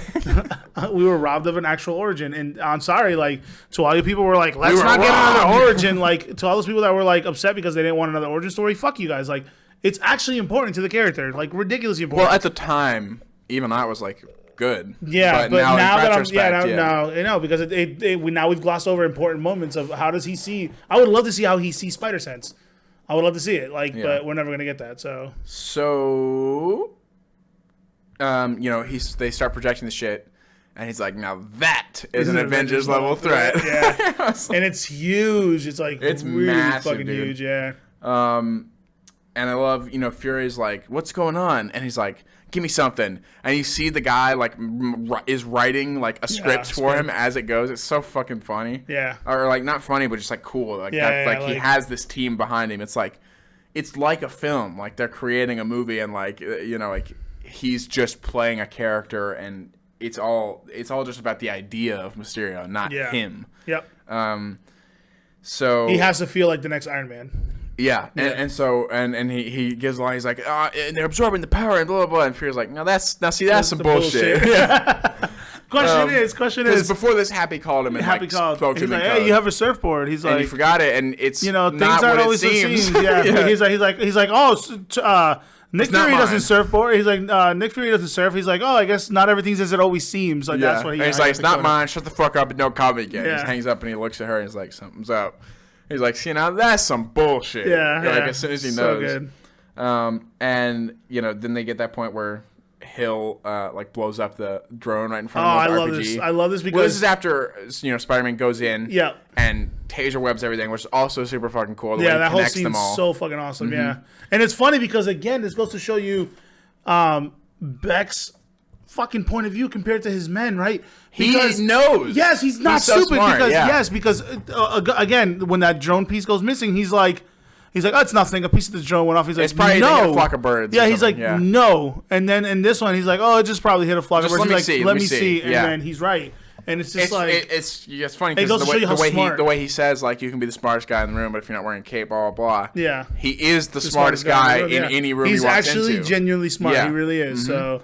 And there's a reason to him, even though he, congratulates everybody, I'm sure he sees everyone as, like, dumb. Underlings. Yeah, unsuperior. Like, what is it? Inferior to him, yeah. So So yeah, she shoots that or whatever and blows it up after, you know, he finds out and Spider-Man and all that. He sends Spider-Man flying. And by the way, I'm sorry, I'm going to interrupt you. I hate with a fucking passion, because yes, it happens at the end of the movie where he does get some web swinging, but this movie has the absolute potential to have some of the best web swinging if they would actually give us like a full-on fucking scene of him web swinging, because when he's dodging these drones and hold on. it's so good. It's so good. Because he shuts down the illusion by tasing all those drones. And the dude's like, dude, everything's fucked. And he's like, they will see what I want them to see. Oh. And in retrospect, looking back at it, you're like, fuck, he's such an insane villain, dude. He's he immediately is like, it's not a backup plan. I think he thinks of it. He's that smart. He's like, okay, I'm going to do this, set up this, do this for me, and it'll all work out in my favor. So, and as he's like, they'll see what I want them to see. And she's like, so do you still need the cape? He's like, yes, Janet, I still need the cape for afterwards. Yeah. It's like, Jake Gyllenhaal is fucking amazing, yes, dude. He does a great job in this movie. And then, so every single thing from here until Mysterio dies is it's tied with the best action in Amazing Spider-Man 2. I was going to say it's the best, but the Amazing Spider-Man 2 is like, because this is so different. This is very like a very particular situation. Yes. But the other one is like Spider-Man, like classic Spider-Man shit. But they're so, everything here is pure like Spider-Man action bliss, like the best shit you could see. The way he gets on the car, webs it, and like pulls it up and drops it on him. God, dude! And then as he's swinging through all of them, plus the way it's like the way they chose to like do some POV shots, like the drones as you go through, or like on his chest and stuff. Fantastic. Yeah. You can tell that John Watts was like so much more comfortable with the action, like at this point. So the part where he does like the big web on the bridge as he's flying around, he follows. He drops the web and he comes under, grabs a bunch of them, it's so unbelievable. Good. I literally ejaculated in the theater. I swear to you. Even rewatching this, I was like, I forgot how fucking awesome this is. That's what I was saying. Some of the web swinging. Oh my god, this movie has such potential to have some of the best web swinging. Like, dude, there's a few scenes, and then he's on fucking fire. Yeah, and he skims through the water. And he just skims through the water. He's like, woo! Like, dude, it's so good. It's so good. And he also doesn't freak out, by the way, because he was on fire for a bit. Because you assume the suit can handle it. But you don't want to stay on fire either way, but the suit can definitely handle it. So good. So he finishes up most of them off, and he lands back on the bridge, and he's out of webs. We skipped a couple of things. Hold on. What?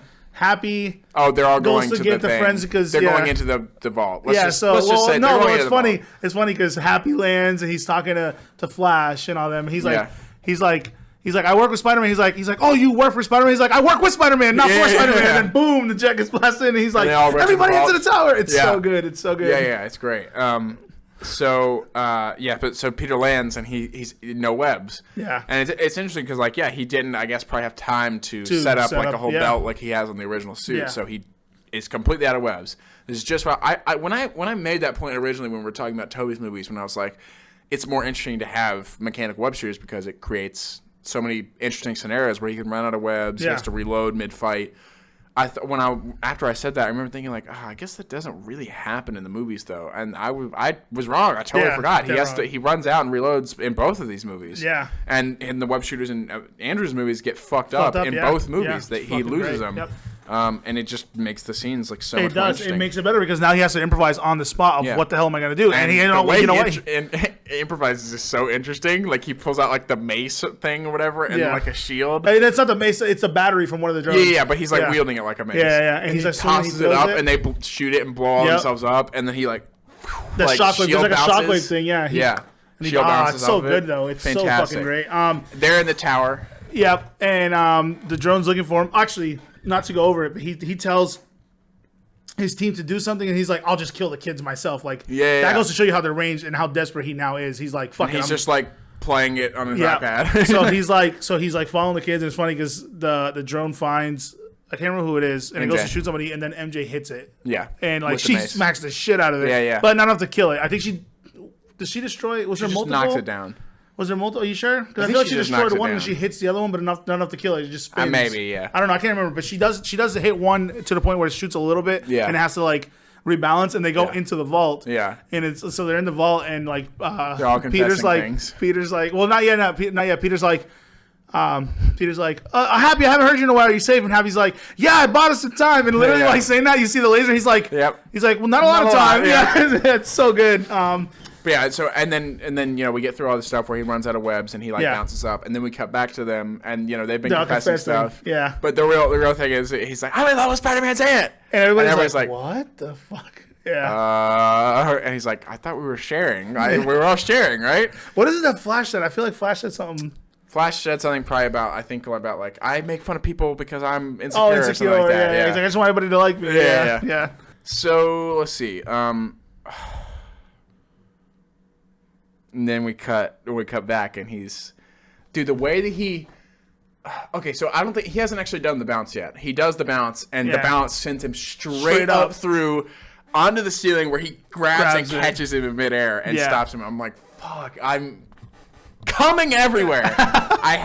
It's unbelievable the amount of times I just switch pants watching this movie. I actually forgot how awesome that was. He literally comes up. Yes, and he's like holding him by his like neck. Yeah, but he smashes the glass, the thing first, so he can no longer see the drone. So it's just like in Homecoming, like the momentum that he builds up to like smash through and do all the shit in one move. So good. And then this is like the best Spider-Man live action Spider-Man scene, I think. Yeah, it is. I'm sorry to say, and it's not even being biased. As fantastic as the Amazing Spider-Man scenes are, like they're literally, 12 out of 10 every action sequence in that movie. This is like a 13 out of 10. Yeah, this pushes the envelope. Yeah. It's dude. It's so good, dude. I fucking love it. So, oh my god, dude, I love everything about the scene because they're fighting on this. They're semi-fighting on this bridge, but then Beck gets a distance and he gets all the drones to cover in between them, and he's like, I can't remember. You want these? Yeah, he's come like, and get them. Yeah, and like he darkens the room. His performance, dude, is fucking Jake Gyllenhaal. The way he screams at him. Peter takes a nice deep breath. The illusion comes in around him. Closes his eyes for a second, and then he just fucking bolts forward, dude. And he dodges the camera. I love the camera. Is what's the word for it? It's locked onto him, so like it's not rotating. It's rotating with him. Yeah. So it's not saying so like as he goes up and around the roof. So picture like if you had a rig behind him and it's literally following him from like a third person view almost. Yeah. So like as he goes up, it's rotating with him. Yeah. So like to the point where like he's spinning and flipping around these things, and at a certain point like the illusion like fades out at the bottom a little bit. You're like, oh, he's on the roof now. Yeah. It's like it's amazing. Literally, as he's hitting a drone, like as he's smashing a drone, the illusion breaks for like a split second, and then boom, in that spot, and it keeps breaking, and like you can see that the other drones have to like make. And it's also completely silent when he takes that breath. Yes, yeah. Until the point where he hits the first drone. He starts running. Boom, and then everything just starts going. Oh my god, yes. Shit. So he starts smashing all the drones left and right. And then he like grabs one, he's using it as a shield and punching the other one. So while he's using the shield, Beck's like, "Why aren't the drones firing?" She's like, "Oh well, I can't fire them because you're in the kill zone." No, fire! He's like, fire all the drones! Dude, that line delivery is powerful, fucking amazing. And so like she does, and sure enough, one of the things that Peter hits spins and hits Beck, and so Beck falls over. And Peter goes up to him, and this is the coldest scene, bro. Because the illusion wasn't fully down when he got hit. Yeah. So, like, there was enough time where Peter wasn't looking at him for him to activate do something. It, yeah. So, this is one of the... it's just straight ice in his veins with this scene, bro. And you know it's good because when Beck goes to hand him the glasses... Did you notice? What? When Beck goes to hand him the glasses... He's holding it exactly like a gun. Did you not notice that? Oh, yeah. He's got his fingers where the triggers. He's got them between where the glasses are. And he goes to hand He's like, here, take these. And Peter literally, like, with no hesitation, it's because boom. It's the last moment when you're expecting it, too. Because, like, even when I was watching it, I knew it was coming. And I was like, it's going to happen in a couple seconds. And then it just happened. I wasn't even ready for it. Because he's, like, mid-sentence. And he goes, and just, like, stop. And the way he stops him, it's like... Just fucking freeze frame that and just like the pose that he's in, stopping him. Oh, dude. And then he looks over him. He's like, "You can't trick me anymore, dude." Yeah, dude. It's fucking amazing. And it's funny. It's so, dude. This movie is way better than I even realized it was because the arc that Peter goes through is the same arc you go through as an audience member. To like when you get to this point. You're finally like when he hands out those glasses, you're like, that something's off. Like you know. Whereas in all the other points, you're like, you get fooled by these twists. The fucking the building getting taken down, the bar. You're being fooled by each one every time. And at this point, I don't know about you, but like when he pulls out those glasses, you're like, something's wrong. Up. Yeah. Something's he's like, so easy because he's like, you know what, you do deserve these, and you're like, nah. And it's so funny because so on first watch, with him. and on first watch, you obviously don't notice a lot of these little details, like his henchmen and watching Peter, and it's so funny because it becomes a joke throughout the MCU. Oh, a hat, what a disguise! But that actually, but that's him. No, I know what I'm saying. Okay, sorry. When does that happen? When does that happen? Because I tried to look for it and I couldn't find it. I know. I saw two of his people. You see the guy that writes the scripts, and you see Jake Gyllenhaal. You know the part where he's getting ready to go buy the flower from the Black Dahlia. Is that where he shows up? That's where he shows up. He's literally sitting up against a pillar. I thought it was at one of the airports for some reason. I was looking at the airport scenes. Nope, it's literally when he's leaning up against a pillar and he's got like the hat down and he's like talking, and then the guy that writes the script, he's crossing the bridge with a Hawaiian shirt on. Yeah, dude, it's good. I couldn't find it. I meant to look it up, but I forgot to. Yep, and then So, anyways, we should explain. Yeah, so in the background of some of the scenes, what we're talking about is that Jake Gyllenhaal and some of the other people are in the background disguised like tailing Peter and tracking him from the beginning of the movie, learning about him. Yep. Yeah, it's amazing. So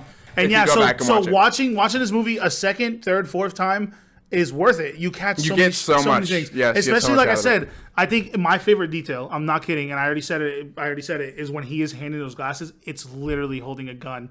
And it's so because who the fuck hands glasses like this? Like he literally has them like he's holding the gun. It's so good. Just the little details, and it's things they didn't even have to put in there, and they do. Yeah, and it's good. It's just so well done. Then he puts Edith back on, and he says, "Edith, what is it? Edith." She's like, "Do you want me to execute the cancel order for all things?" She's like, "Yes, execute them all." Execute them all. Why did he have to say it that way? He could have just said yes, but I know. So here's the thing. I'm going to say it right now. I don't think those are the real Edith glasses. Fuck! Why did I have to lisp on that? I don't think those are the real Edith glasses. You don't think so? I think he's... Okay, so it's like a multi-part theory here, but I'm like fairly confident that Mysterio is not dead. Oh, I know. There's no way. And the reason I think that is because it's too specific that Edith says to him, "Do you want me to execute all these?" Yeah. And it's like so leading him to say yes, execute them all. Yes. So I think, before Peter came out there, he filmed that video, and he also fake pair of Edith glasses, which he probably had prepared ages ago. Yeah. And he was like, okay, I'm going to program him to say this. That'll get him to say this, and then we'll do this and this and this, and lead to revealing us and all this shit. And because of that, because those aren't the real Edith glasses, the only thing I don't know about is, I guess, how he faked killed himself. Yeah. Because it was definitely him. He was holding him by his hand. Unless it could have easily just been one of his lackeys that he was projecting himself onto. Like that's what I was thinking so too. Easily. So I don't think he's dead. There's like a million ways that he could be alive. I don't think he's dead. And if those glasses are fake, yes. And when she says, I'm like is he very actually confident, because why that's so specific that his plan would happen to work out that he said execute them all. Otherwise, his plan doesn't work. Yeah. It hinges on him saying that. Yeah. That's the whole way he gets to portray Spider-Man as a bad guy. So, couple little things. They all come back. Well, he goes down to the bridge and talks to MJ. He has a conversation with MJ, yes. Yeah, which is adorable, dude. Yes, it's good. They're really great together. You know what? So all the people who are like, oh, I hate Zendaya as MJ, fuck you guys. Honestly, I love their relationship because it's MJ, and they're like, she's supposed to be white with red hair. Fuck off. It's Michelle, not Mary Jane. And she's also not MJ. Yeah, they just call her MJ. Yeah. That's just... I'm okay with this. So... But yes, their relationship, fucking amazing. I love it. So cute and clearly very innocent, young. like teenagers. Yeah. She literally gives him a quick peck, and he's like, "Did you just kiss me?" Yeah. And she's like, "Yeah, I like you." Finally kiss. And then peck, and then like, nah, and then they go in. So, but here's funny thing about Spider-Man movies. Hopefully, I get cast as Spider-Man one day because apparently you think you're co-star. All three of these, I was gonna say, in Spider-Man 1. Toby and Kirsten were dating. Yep. They broke up pretty much immediately. And then Amazing Spider-Man 1 and 2, Andrew and Emma were dating. Yep. And now Tom Holland and Zendaya are dating. Apparently they've been dating for a while. But that also should mean that there's a curse and they're going to break up pretty soon. It might not bode well for them. But it just seems like there's something about Wait till No Way Home's out. We'll see. They'll probably break up. Yeah. Something about playing... like Peter Parker and his love interest, like something about it. You just fall in love with each other in real life and then break up. But I thought it's true though. It's true. They're just really adorable together. And I also wanted to point out that I think Tom Holland is way better in this movie than he was in Homecoming. Yeah. I think he is clearly more comfortable in the role. Yes. It's not even just him being more confident as Spider-Man. Yeah, it's also him. that. But no, it's him. But I'm saying it's also him more confident in, like you said, the role. Yeah, exactly. You can see the difference, He was slightly, like, a lot of the nerves and, like, stuff, like, it was almost overacted in a way in the first one. And I think that was because it was also him being kind of nervous doing all this shit. Yep. Here he's way more comfortable. It just, he and it feels... shows. And, yeah, it shows. And same for Ned, too. Yeah, Ned, too, yep. Everybody, really, is just, they've kind of, like, slipped into it a lot better. Yep. So you get Fury and Happy, and Happy's like, he'll call you or whatever. And he's like, he'll call me. What the fuck? You're like, bitch, please. And then we go back to the airport, and Ned and Betty have broken up. Yep. And they're like, men and women grow apart. Yep. But what's important is that they keep the lessons they've learned, or whatever they say. It's like so like wise. Poor Flash, kind of sad. He's like, I take it his mother. This is actually, this might be the funniest thing, because like it is so sad. But I remember when I saw this in the theater with Matt, and we both died fucking laughing, because it just smashed cuts to him. He's like, so will Mother not be joining us? Yeah. It's so funny as shit. It's sad, but it's funny. Yeah, it is really sad though. And then he goes out to Aunt May, and she's like, don't write me a ticket. She's like, right here, see? Yeah. And it's funny because it looks like the lady's about to keep writing the ticket. She's like, no, see? You got him. Yeah. And then we cut, and then he like goes to black or whatever, and he's like, and so I've been hiding all this stuff, and I'm so sick of all the secrecy. Are you dating? Or whatever. And it cuts to Happy says May. Yes, and May's like, no. Well, it's just summer fling. Like, we're just, off and on. Whatever happens, we're just gonna. By the way, Peter, mic drop, stirred the pot, left. He's like, fuck this. I don't want to. He's like, well, I gotta. You guys deal with that on your own. Yeah. So this swinging is great, but still subversion. No. Sorry. Yes. The swinging is great, but it again, it has potential, but we don't get to showcase how amazing it can be. Well, I don't know. I think this is their shot to show how him swinging in an actual city, but it still doesn't hold a candle to like the Amazing Spider-Man 2. No. And it's just kind of down to like the way his webs kind of work in this. I don't know. There's something about the way he swings that's less. It's less buoyancy, physics based, I guess. Like if the Amazing Spider-Man 2 feels like you're watching a real person like deal with like the real gravity and shit. There's a little bit like it's a little floatier. Yeah, but I think it's supposed to be. But it's in a good way. It's because it fits the tone of the movie a lot more. So and you get like the gliding and shit. It's very cool. Yeah, it's very cool. It's just not as good. So we get the subversion here where he tells MJ, he's like, are you ready? He's like, you're gonna love this, and it's because everybody else likes it, right? And she's like, fuck that, we're never doing it again. She's yelling. That's funny because in Amazing Spider-Man 2, you get Gwen and him like swinging, but they cut a scene from the first Amazing Spider-Man where he actually takes her and swings off there, and she does love it. Yeah. It was cut. It was like right after. You remember when he gets scratched by the lizard or whatever? Yeah. And he's like, let's get out of here. Let's just get out of here. And she's like, we can't leave. And he's like, your parents aren't going to see you leave. Or whatever. Yeah. There was a scene cut of them like swinging up and like going to the top of a building and like making out somewhere, and she swings with him. She wasn't like freaked out by it at all. Like nobody's ever freaked out about it. So you're right. Yeah, it is like a very subversive thing to make her absolutely hate it. But it makes sense. Hated every second of it. Who would not be terrified because you don't have any control over it. And you know what? It's very bold of them to make this an after credit scene because of how much it connects to the next movie. You would think. That's why I told you. That's why I told you. No Way Home's starting with this. In my mind, I thought this happened and then it went to credits. Yeah. I didn't even remember that it was the first post credits. It didn't make sense to me. Same. I was like, what? It's weird. But yeah, and it's also even. Like, that makes sense as an ending for the movie. The way that it actually ends before going into the first credits is like, that's not an ending. They just kind of swing a little bit. Yeah. It's like, that's not an ending. So it's weird. They just, like, fully are counting on you to stay or else you're fucked, Yeah, but again, No Way Home's going to start with the scene. 100%. Yeah. So, he swings up and he looks over. I fucking love this scene because J. Jonah Jameson, over the top, it's so good. I kind of didn't notice this. I had seen this movie twice before this review, and it was twice in theaters. I saw it like one after the other with two different groups of people. I never kind of caught that it's dailybugle.net. .net, it's online. Cool. It's online. You ready for this though? He's got like a blog. Yeah. But my favorite moment in this is he's like, that's right.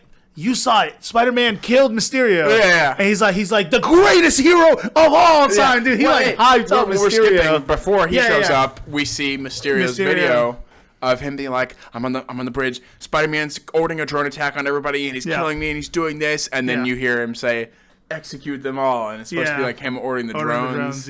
And and then you see, and it's funny because again, another subversion. We just think we're just thinking, oh well, I guess Peter's gonna be hunted by the cops in the next movie. We're not hunted by the cops, but just like he's gonna be a criminal. Gonna hate him. He's like usual, right? You know what I mean? So we're just like, oh well, Spider-Man's fucked, but Peter will be okay. And then it's and then it's like, oh, Spider-Man's true identity. Yeah, and then he's like, oh, Spider-Man is, and it cuts out. You're like, oh, maybe he didn't get it. Spider-Man's Peter Parker. And you're like, that's oh, the best shit. thing about it is like it's fucking the drama. He loves the drama, he intentionally glitches it out. He's an evil just Tony, to make it, just to make it seem like to get everybody on the edges of their seat, and then he still does it. It's like such in line with his character. And then you're like, oh, he's like probably gonna be number one now. No matter he's like, what the fuck? And it ends. I love that. That I hope No Way Home continues that somehow. Although I don't know how they will. I hope so. But I hope they do. I would love. Well, you saw Venom 2, right? Yeah, but you saw the after credit scene, right? Yeah, but how is that? I hope it ends. I hope it ends with Venom somehow, like there, and then we get and then where he sees Venom, he's like, "What the?" And then oh my god! Well, I think it's got to be a different character that says it at the end. Of this maybe that would be like a different character each time. Says it at the end. Maybe. I don't know who it could be MJ. Yeah, maybe. Yeah. So and then we get the second after credit scene where you reveal that Fury and Hill were Skrulls the whole time. Which is why they're a little weird. Why they didn't realize that he was Mysterio and he was fucking playing him. And you find out Nick Fury is on a ship or an underground base. Weird because they call up Fury and they go, "We gave him the glasses just like you said." Yeah. And I'm like, what? What does Fury have to do with that? Well, I think Stark left them for Fury. Stark was supposed to have left them for Peter. And even Happy knows that. Yeah, but I think he gave it to Fury to give to Peter. Because if he's supposed to take over for Tony, guess who's going to have to run over the Avengers initiative of Spider-Man? So it's just interesting. I'm pretty sure he left it as an introduction. Yeah, Fury in space. And I always, every single time, I get bricked up, and then my erection immediately goes away because he starts to walk out, and you see it's like you're like, I'll just pan over a little bit more. Let me see more of that, and it cuts off like halfway through the camera. But even better. Like I love fucking Fury's attitude because he comes out, he's like, everybody get back to work. Get back to work, and he's all like chilling. He's like, no, everybody was already working. He was the only one taking a vacation. And we still, like 5 movies later or something at this point, we still have not seen anything else to do with that. Like 5 TV shows, like 3 or 4 movies. It's coming. Nothing has been said about it. Oh, well, I think they referenced it at the end of WandaVision, right? Yeah. There's a Skrull that shows up, and she's like, you need to talk to Fury. Or maybe, yeah, but that's not the only one. We also get it in the Eternals. No. The Eternals? No. There's nothing else related to Fury. No, you're right. There's nothing else related to Fury. Yeah. I don't even know if that WandaVision one talks about Fury. I just know there's a Skrull. I can't remember if she says anything about Fury or not. But we haven't seen Fury is what I'm saying. Like, that whole thing they set up in this just hasn't come back yet. Yep. I don't even know what the fuck it is. So, overall, I fucking love this movie. Fantastic. 10 out of 10 for me, honestly. Yeah. It's my favorite Spider-Man movie. I was thinking about it. So I like it a little bit more as we talked about it, but.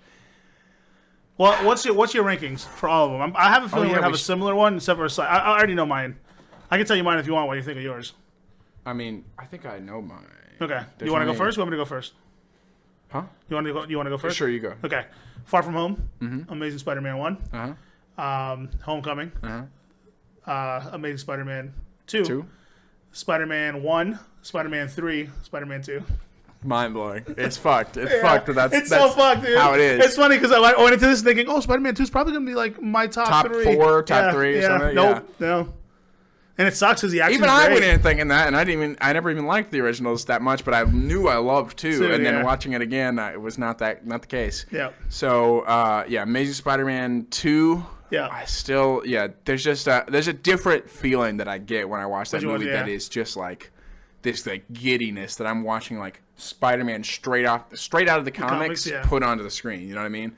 And then Far From Home, and then Amazing Spider-Man 1. And then Homecoming, and then 1, 2, and 3. Oh, no, 1, 3, and 2. Sorry.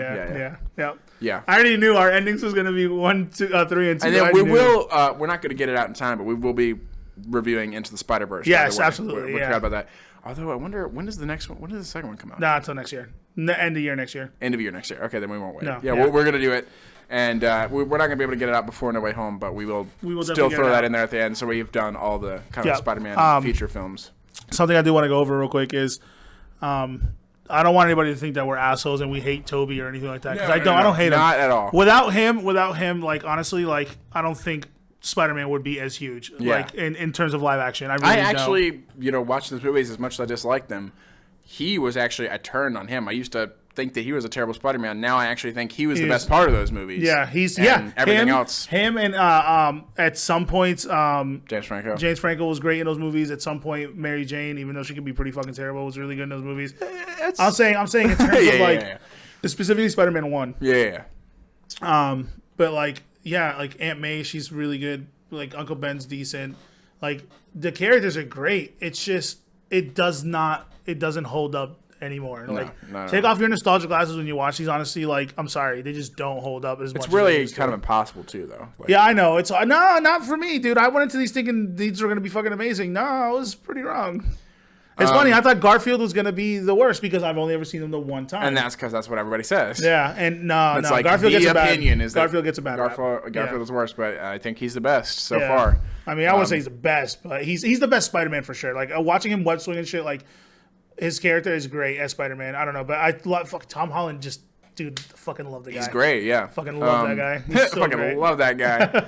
So, yes, we ranked them. Yeah, we're gonna do Spider-Verse, and No Way Home. I can't wait, dude. Oh I am so hyped. My tickets are bought.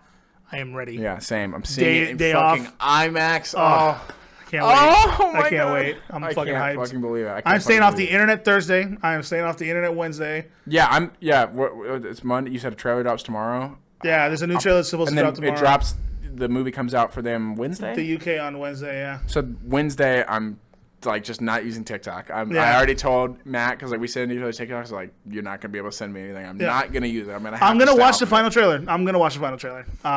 So the way I'm doing trailers now is because I don't want to spoil everything for me. I will watch the 3 major trailers because that's okay. What I won't watch is the TV spots that they do, because at this point, if you watch the TV spots, they literally release clips from the movie. Yeah, that's what the TV spots are. I will skip those. I will watch the 3 major trailers because they always do 3 major trailers before the movie release. Especially since they change shit up anyways. They're going to change shit up, trust me. There's already a difference. I already watched a video where people pointed out differences from the first trailer to the second trailer that weren't in the first trailer, that are in the second trailer, and they're talking about they're CGIing shit out. Like they're editing shit out. They're they're probably still completing the movie. Yeah. I mean, I'm sure it's done by now. You never know, though. Sometimes they work up to the last minute on these things. So. Yeah, so I mean, I can't wait. I'm fucking extra excited. God, dude. When I finished watching this, I was like, I actually had to fight the temptation. I was like, I kind of want to watch the trailer right now. You should watch the trailer. I was so in the Spider-Man mood. I was like, no. I was like mad at myself for the thought even crossed my mind because I'm this fucking close to making it all the way. I'm not stopping now. No way. I don't know. I might be able to convince you. No, I'm not going to watch the trailer. Do you want to watch just the first trailer as a reaction to put up on the video? No. So people can see your reaction? Sorry, no? everybody. Can't happen. I tried. Yeah, I'll be watching it after I get done with the movie. All right. Well, and I will see. That way, I'll be able to judge like how much actually I would have been pissed. I don't think you would have been that mad. We'll see, because the stuff that I know so far, I'm already like, God damn it. Dude, everything they show, though, like, every trailer is almost exactly the fucking same. But the stuff that I already know, the villains that I know that are in it, I'm already pissed that I know that, because... It's not a big deal to me. They already know. That's how they get me in. I need to know who the villain for Spider-Man is. I need to know who I'm going to go and seeing as a villain. I love to see that.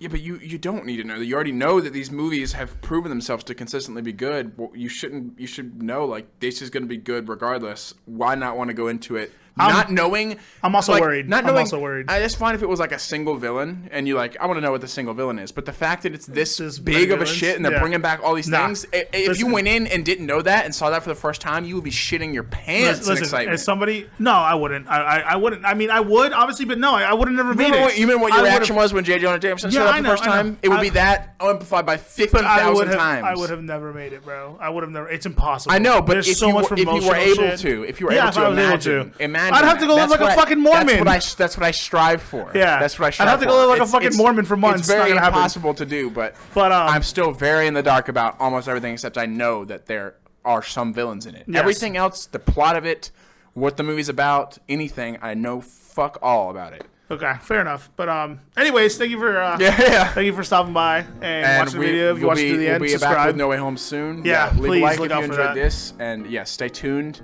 We'll be dropping it very soon. We're gonna go all in, talk about the whole thing, start to finish. It's gonna be awesome. I can't wait, dude. I'm so fucking hyped. excited. All right, bye. Thank you guys.